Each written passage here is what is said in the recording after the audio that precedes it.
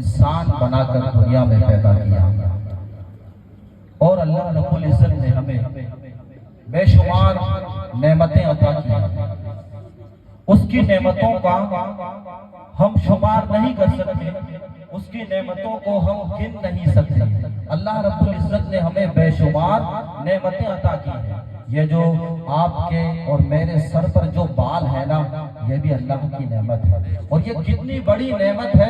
بال کتنی بڑی نعمت ہے کہ اگر بال جھڑنا شروع ہو جاتے ہیں نا تو ہم بڑی ٹینشن میں آ جاتے ہیں۔ طرح طرح کے شیمپو ہم لوگ استعمال کرتے ہیں، بالوں کو بچانے کے لیے ہر طریقے کا تیل ہم آزماتے ہیں کہ ہمارے سر پر ہمارے بال محفوظ رہیں، اور وہ بھی کون سے کلر کے؟ کالے ہی رہیں ہمیشہ، یہ سوچا کرتے ہیں۔ عزیزان ملت اسلامیہ، بال کی وقعت کیا ہوتی ہے، بال کی اہمیت کیا ہوتی ہے، یہ تمہیں گنجا بتائے گا۔ گنجے کو معلوم ہے کہ جب اس کے سر سے بال جدا ہو جاتے ہیں تو اس کو کتنی تکلیف ہوتی ہے، یہاں تک کہ نقلی بال وہ سر پر پہن کر گھوما کرتا ہے۔ عزیزان ملت اسلامیہ، تو کہنے کے پیچھے مقصد یہ ہے کہ اس رب نے ہمیں ہر طرح کی نعمت سے نوازا ہے۔ آج کون سی چیز ایسی نہیں ہے جس کو ہم نہیں کھا سکتے، ایسا کون سا لباس ہے جس کو ہم لوگ پہن نہیں سکتے، ہر چیز اللہ تبارک و تعالیٰ نے ہمیں عطا کی ہے۔ دنیا کا ایسا کون سا پھل ہے جس کو ہم نہیں کھا سکتے، ہر پھل ہمیں دی ہے۔ بریانی ہم لوگ کھاتے ہیں، چکن چنگیزی ہم لوگ کھاتے ہیں، دنیا بھر کی نعمتیں ہم لوگ کھاتے ہیں۔ عزیزان ملت اسلامیہ، اس رب نے ہمیں ہر نعمت سے نوازا ہے، مگر عزیزان ملت اسلامیہ ہمارا فرض بنتا ہے کہ ہم اس رب کی نعمتوں کا شکر ادا کرنے والے بنے۔ جو بھی ہمیں رب نے عطا کیا ہے ہم اس کا شکر ادا کریں۔ اور عزیزان ملت اسلامیہ، جب اس رب کائنات نے ہمیں سب کچھ عطا کر دیا ہے تو بندے کو چاہیے کہ بندہ بھی جو ہے اللہ رب العزت کا شکر ادا کرے۔ مگر عزیزان ملت اسلامیہ، ہماری حالت یہ ہے کہ ہم ہر طرح کے گناہوں میں ملوث نظر آتے ہیں، ہر طرح کے گناہ ہم لوگ کرتے ہیں۔ عزیزان ملت اسلامیہ، دنیا کے اندر ہم لوگ دیکھیں کہ ایک نوجوان ہے، آپ بھی نوجوان ہو۔ عزیزان ملت اسلامیہ، بہت سے نوجوانوں کو دیکھا کہ نوجوان جو ہے وہ چھپ چھپ کر گناہ کرتا ہے، چھپ چھپ کر گناہوں میں ملوث رہتا ہے، چھپ چھپ کر گناہ کرتا ہے۔ ایک نوجوان اپنے والد کی نظر بچا کر گناہ پر گناہ کرتا رہتا ہے، ایک نوجوان اپنی ماں سے گناہ چھپاتا رہتا ہے، ایک نوجوان اپنی بیوی سے گناہ چھپا کر کرتا ہے۔ عزیزان ملت اسلامیہ، اس نوجوان کو یہ معلوم نہیں ہے وہ نوجوان گناہ کرتا ہے، چھپاتا کس سے ہے؟ اپنے والد سے چھپا رہا ہے، اپنی ماں سے چھپا رہا ہے، اپنے رشتہ داروں سے چھپ کر ہم لوگ گناہ کرتے ہیں۔ کیوں کرتے ہیں چھپ کر گناہ؟ کہیں میرے گناہ کے بارے میں میرے باپ کو معلوم نہ ہو جائے، میرے گناہ کے بارے میں میری والدہ کو معلوم نہ ہو جائے، میرے گناہ کے بارے میں میری بہنوں کو پتہ نہ چل جائے، میرے گناہ کے بارے میں میرے رشتہ داروں کو معلوم نہ ہو جائے، میرے گناہ کے بارے میں میرے یار دوستوں کو معلوم نہ ہو جائے۔ ہر ایک کی نظر بچا کر ہم اپنا گناہ کرتے رہتے ہیں، گناہ پر گناہ کرتے رہتے ہیں۔ مگر یقین جانو دوستو، جو گناہ تم نے اپنے باپ کی نظر سے چھپ کر کیا ہے، جو گناہ تم نے اپنی ماں سے چھپ کر کیا ہے، جو گناہ تم نے اپنے رشتہ داروں سے چھپ کر کیا ہے، جو گناہ تم نے اپنی بہنوں سے چھپ کر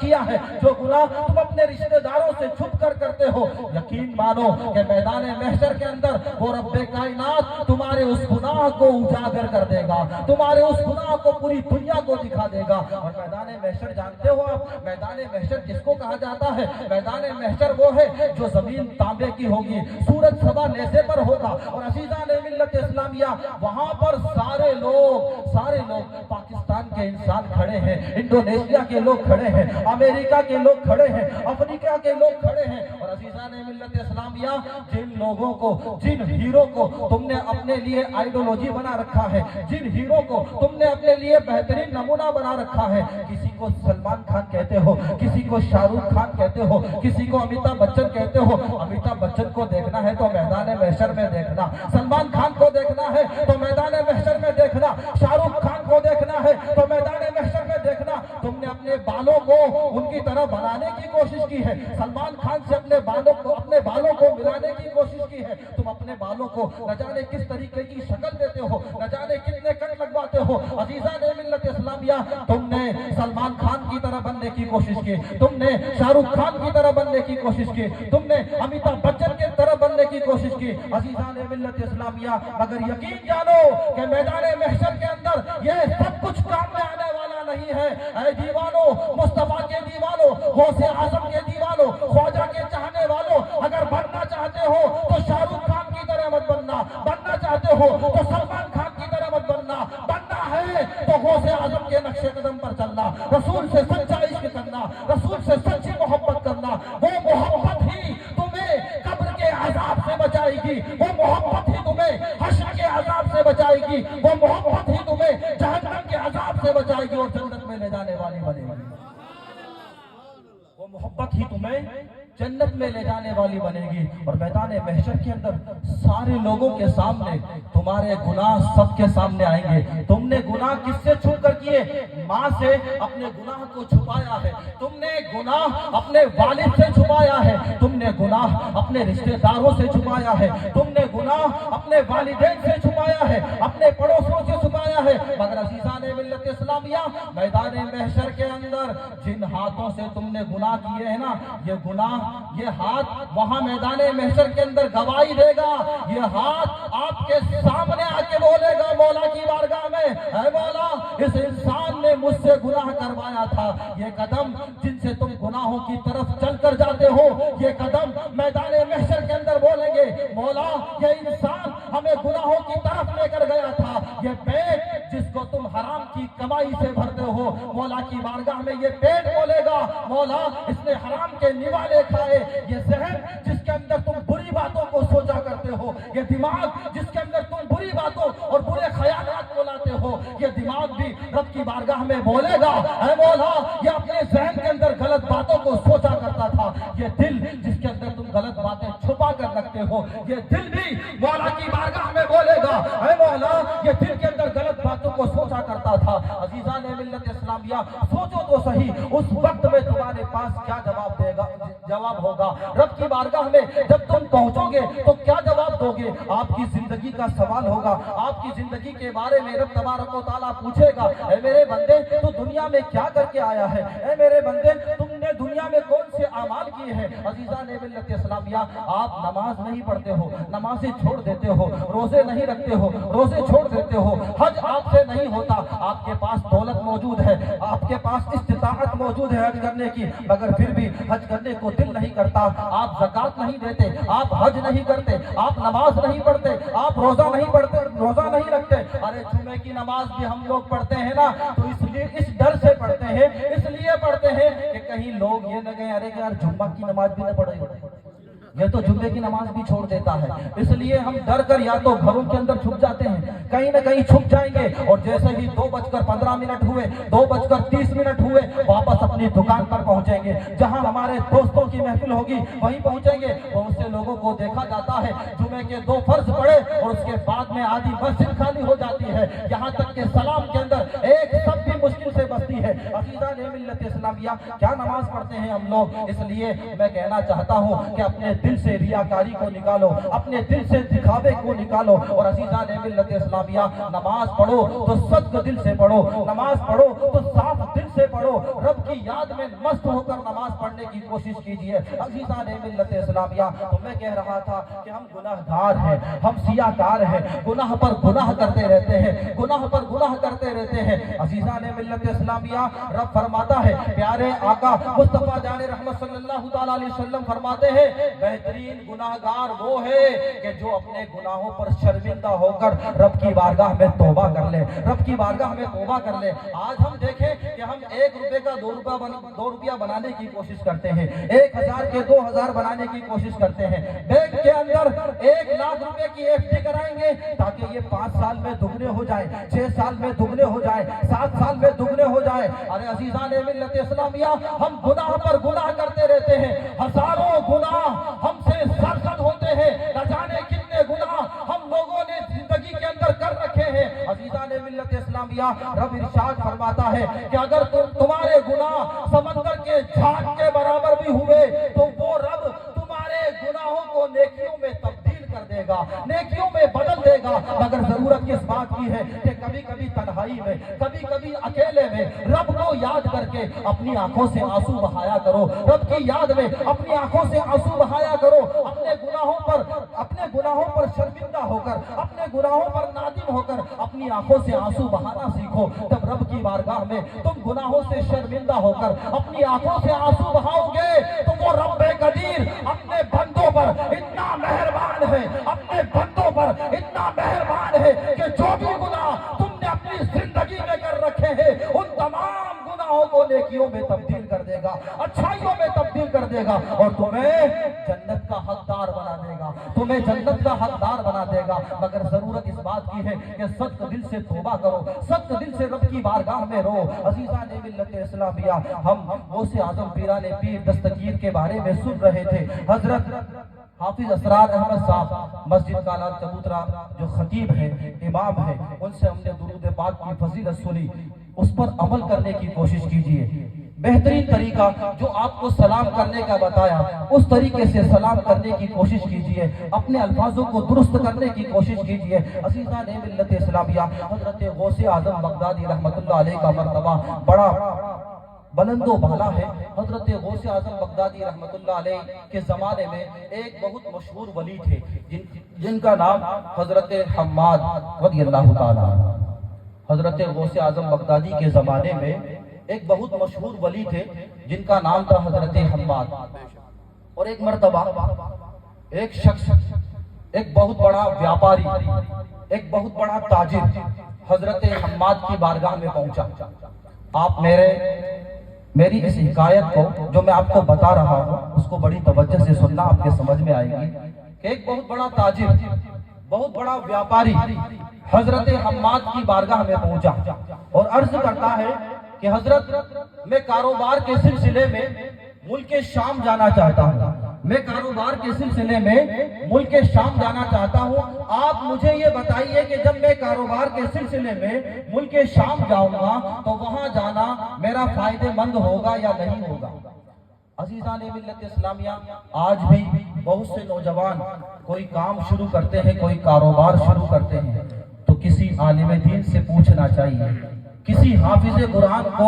آپ اپنی شاپ پر بلائیے، جس کام کو بھی آپ شروع کرنے جا رہے ہیں اس کے بارے میں کسی عالم دین سے پوچھئے، عالم دین سے دعا کروائیے، حافظ قرآن سے دعا کروائیے، اور اس کے بعد میں اپنے کام کا آغاز کرو، اپنے کام کی شروعات کرو۔ اور عزیزان ملت اسلامیہ، ٹھیک اسی طریقے سے حضرت حماد کی بارگاہ میں ایک بہت بڑا تاجر، بہت بڑا ویاپاری حضرت حماد کی بارگاہ میں پہنچا اور عرض کرتا ہے، حضرت میں کاروبار کے سلسلے میں ہیرے اور جواہرات کا کاروبار کیا کرتا ہوں، اس کے سلسلے میں ملک شام جانا چاہتا ہوں، آپ کی کیا رائے ہے؟ اگر میں وہاں گیا تو مجھے فائدہ ہوگا یا نقصان ہوگا؟ تو حضرت حماد جو غوث اعظم کے زمانے کے ولی ہیں، حضرت حماد نے اپنی آنکھوں کو بند کیا اور کچھ دیر کے بعد میں حضرت حماد نے اپنی آنکھوں کو واپس کھولا، اور واپس کھولنے کے بعد میں اس تاجر سے، اس ویاپاری سے ارشاد فرماتے ہیں کہ اے تاجر، اگر تو ملک شام گیا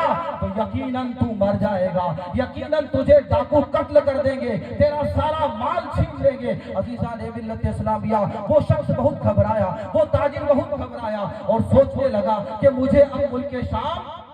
کیا کرنا ہے؟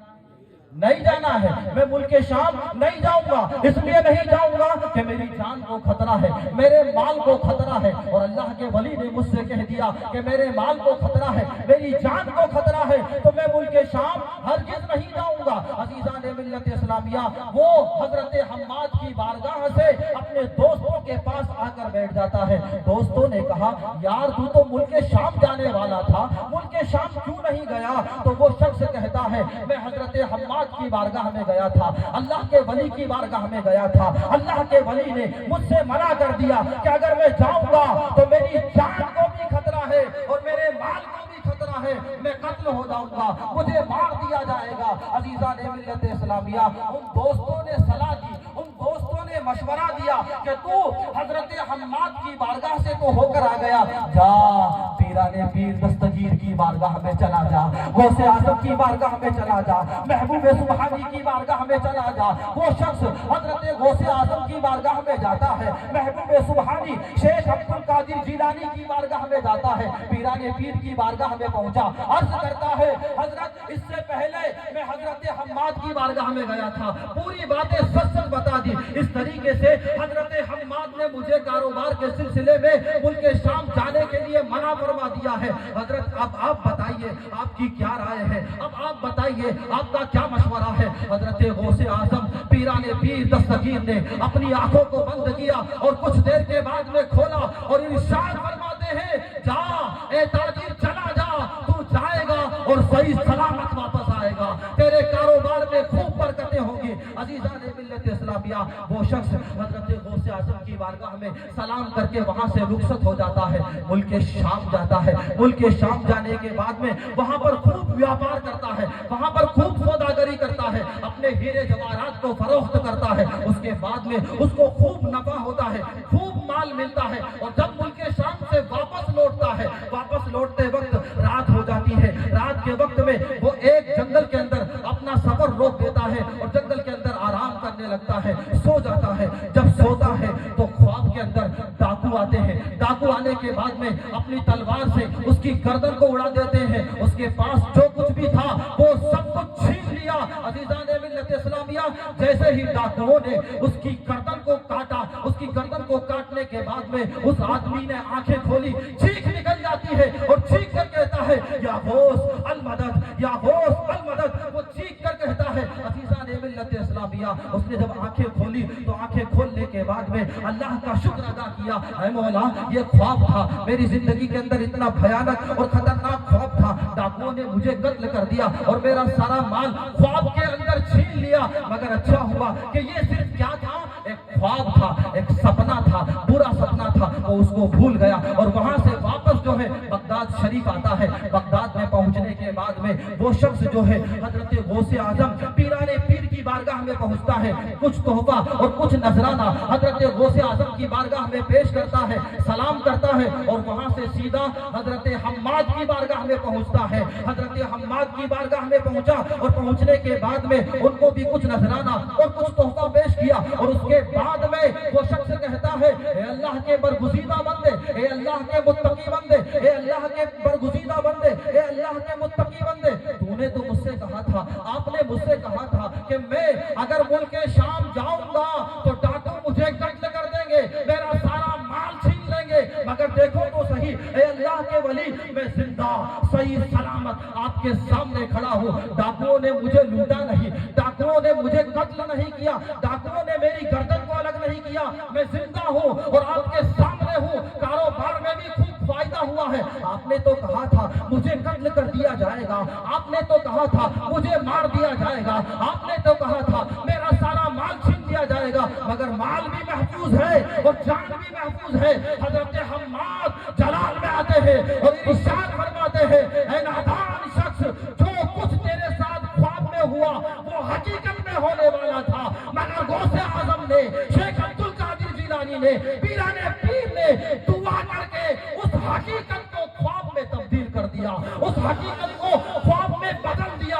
اس لیے تیری جان بچ گئی، تیرا مال بچ گیا، سبحان اللہ سبحان اللہ، تیرا مال بچ گیا۔ عزیزان ملت اسلامیہ، اسی لیے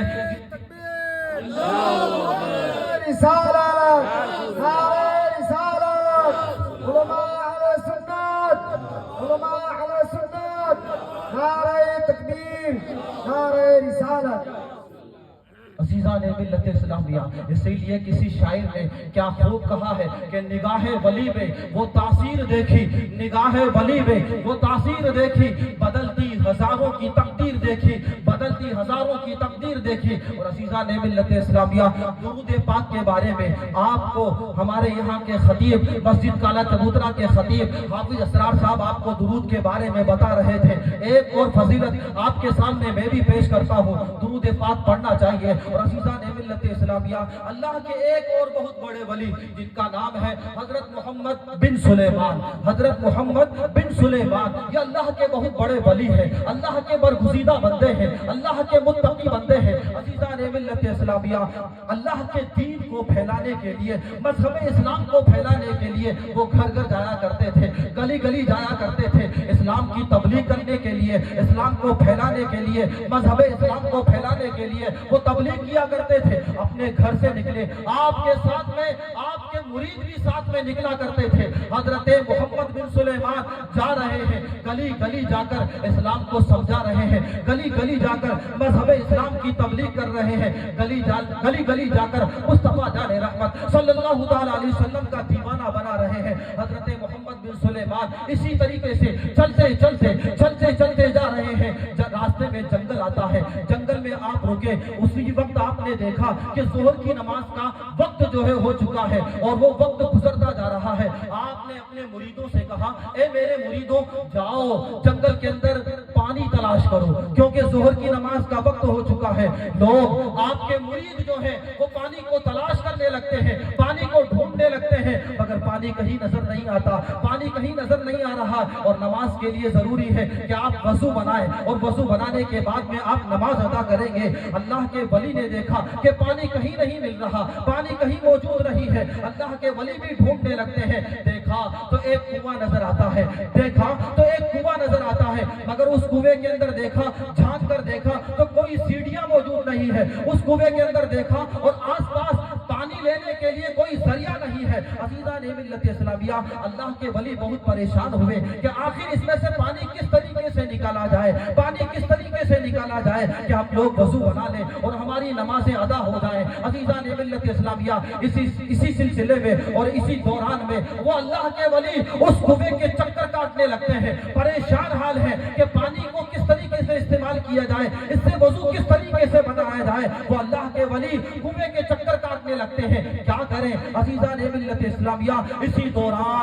دوران ایک لڑکی اپنے گھر سے نکلتی ہے, ایک لڑکی اپنے گھر سے نکلتی ہے اور اسی کنویں کے پاس میں پہنچتی ہے. جب کنویں کے پاس میں وہ لڑکی پہنچی تو اس نے دیکھا کہ وہاں پر ایک اللہ کا برگزیدہ بندہ, اللہ کا متقی بندہ کنویں کے چکر کاٹ رہا ہے. عزیزان ملت اسلامیہ اس اللہ کی بندی نے, اس چھوٹی سی بچی نے وہاں جا کر جب دیکھا تو کہا, اے اللہ کے برگزیدہ بندے, اے اللہ کے متقی بندے, آپ کون ہو؟ تو عزیزان ملت اسلامیہ اس اللہ کے ولی نے جواب دیا, میں محمد بن سلیمان ہوں, میں محمد بن سلیمان ہوں. وہ لڑکی کہتی ہے, اے اللہ کے برگزیدہ بندے, اے اللہ کے متقی بندے, میں نے آپ کا کافی چرچا سنا ہے, میں نے آپ کا کافی شہرت سنا ہے, میں نے آپ کی کافی شہرت سنی ہے. آپ پریشان کیوں نظر آ رہے ہو, اس کنویں کے چکر کیوں کاٹتے جا رہے ہو, آخر وجہ کیا ہے کہ آپ کی جبی پر, آپ کی پیشانی پر پسینہ آ رہا ہے, آپ پریشان کیوں ہو؟ تو وہ اللہ کا ولی جواب دیتا ہے,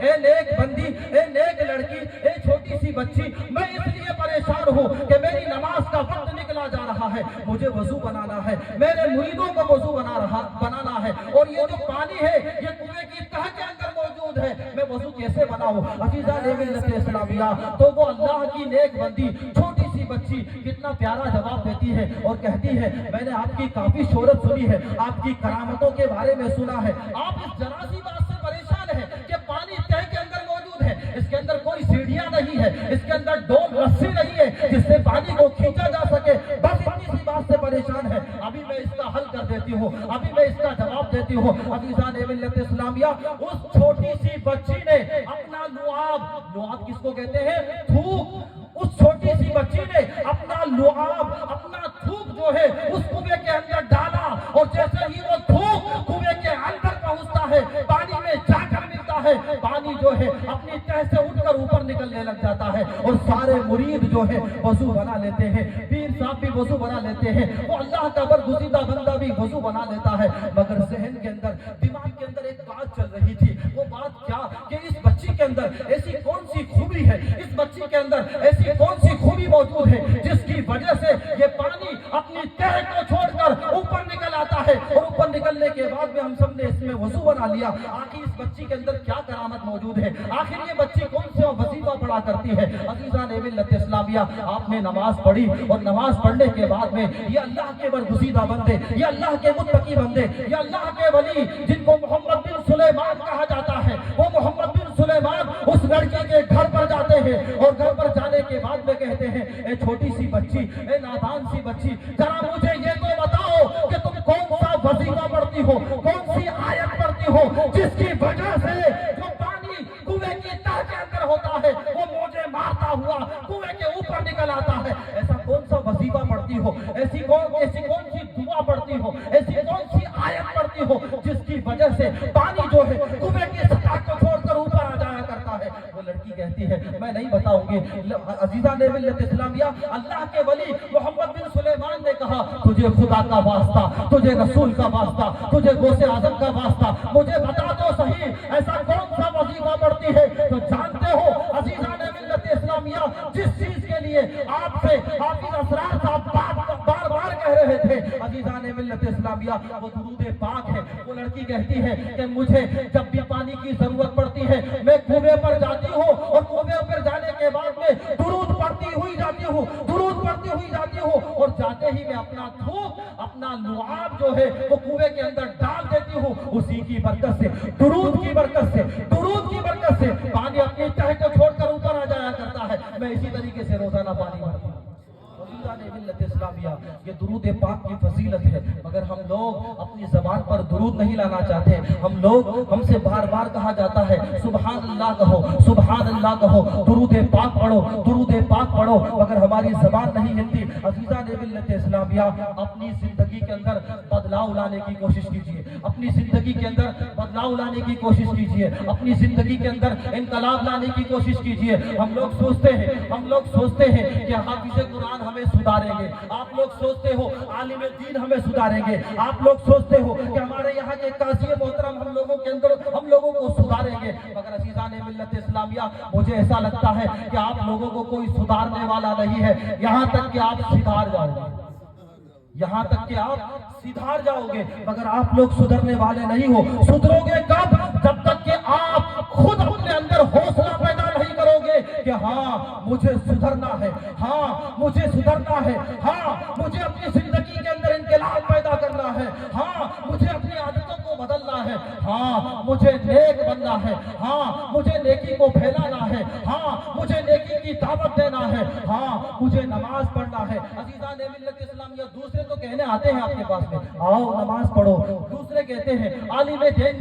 दीन कहते हैं, हाफिज़ कुरान कहते हैं कि नमाज पढ़ा करो, हाफिज़ कुरान कहता है ज़कात दिया करो, आलिम दीन कहता है हज किया करो, मगर अज़ीज़ान मिल्लत इस्लामिया, हम वही करते हैं, हम दिल के राजा हैं, हम ज़हन के राजा हैं, जो हमारा दिल बोलता है हम वही करते हैं। इसलिए जरूरत इस बात की है कि अपने आप को बदलने की कोशिश करें। हम लोग निकाह देखते हैं, शादियां देखते हैं, हमारा दिल दुखता है कि किस तरीके से लोग शादियां कर रहे हैं। निकाह सुन्नत रसूल है, मगर उस सुन्नत के अंदर हम लोग देखें एक से एक डांस हो रहा है, एक से एक महंगा फटाका